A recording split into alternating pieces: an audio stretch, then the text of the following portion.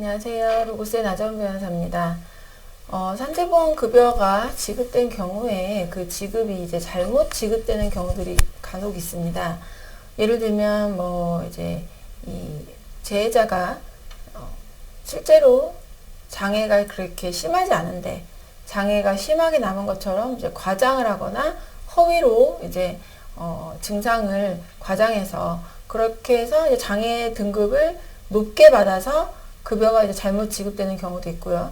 실제 발생하지 않은 산재 사고 또는 인과관계가 없는 사고인데 업무와 인과관계가 없는 사고인데 그것은 인과관계 있는 것처럼 이제 허위로 꾸며서 이제 그런 식으로 해서 산재급여가 지급되는 경우도 있겠죠.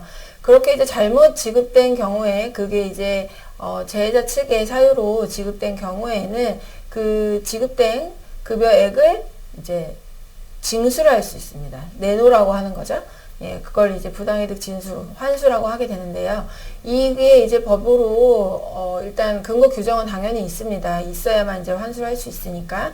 그런데 이런 사유가 있다고 해도 늘 100% 다 환수를 할 수 있는 것은 아닙니다. 이제, 법원에서 해석상 이제 이것을 제한을 하고 있습니다. 어떤 이유로 제한이 되는지 이제 그런 내용에 대해서 한번 소개를 해드리도록 하겠습니다.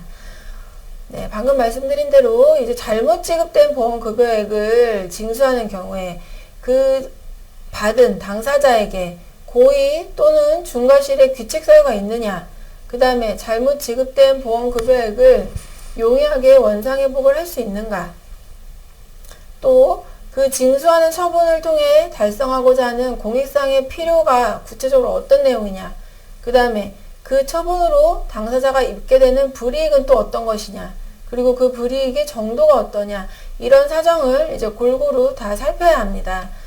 그래서 구체적으로 살펴봤을 때 공익상의 필요가 당사자가 입게 될 불이익을 정당화할 만큼 강한 경우, 큰 경우에 한해서 징수하는 처분을 해야 한다라고 보게 됩니다.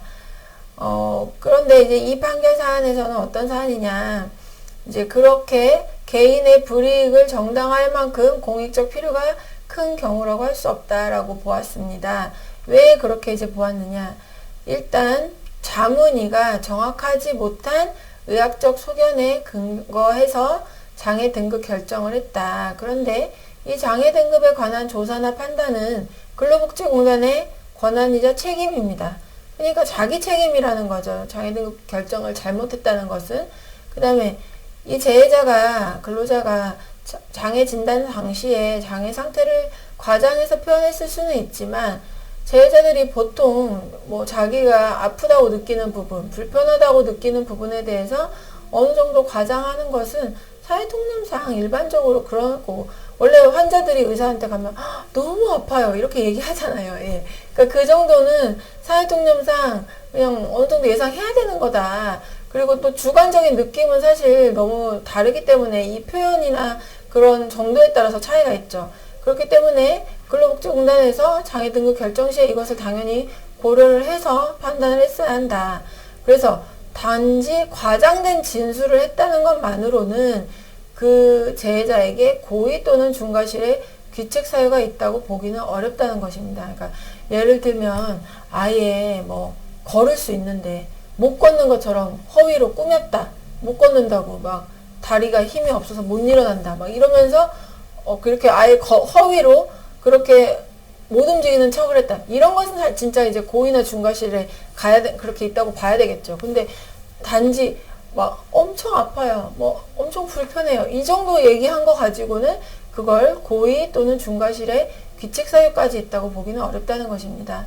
그리고 또 이제 이 사건의 경우에 이 재해자가 이제 장애 등급 결정이 있고 나서 그동안 이제 장애가 있으니까 별다른 직업도 없고 보험급여 받은 거 가지고 생활비로 썼겠죠. 그러니까 원상회복을 하려도 돈이 없겠죠. 그러니까 원상회복 자체도 용이하지 않고 징수액이 몇천만 원이라면 별다른 수입도 없는 사람에게 엄청난 이제 큰 금액이 되는 겁니다. 그러니까 이 경우에 이를 징수할 경우에 생활상 불안 정도는 매우 심하다고 할 수 있겠죠.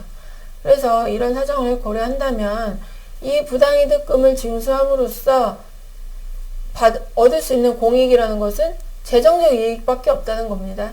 근데 이에 비해서 원고, 제자에게는 불이익이 너무 크다. 그리고 원고에게 고의 중과실이 있다고 보기도 어렵다.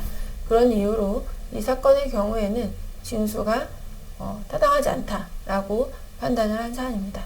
네, 그래서 이 보험금이 잘못 지급됐다고 해서 무조건 징수가 되는 것이 아니고 고의 중과실이 있는 경우에는 사실은 법에서는 2배까지 징수를 할 수 있게 되어 있어요.